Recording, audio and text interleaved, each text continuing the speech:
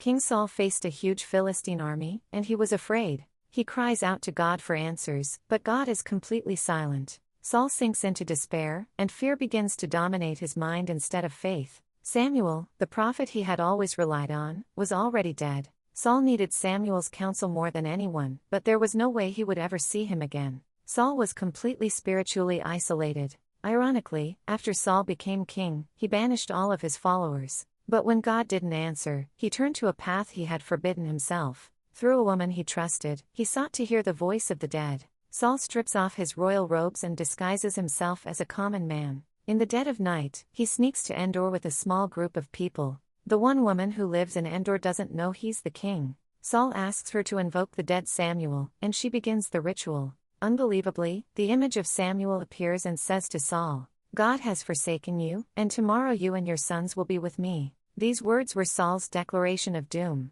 Saul falls to the ground, trembling with fear. His face was dark, his strength was gone, and his hope was gone. The last silver of a king who had lost his faith and crossed a taboo was a tragedy already decided in the silence of God.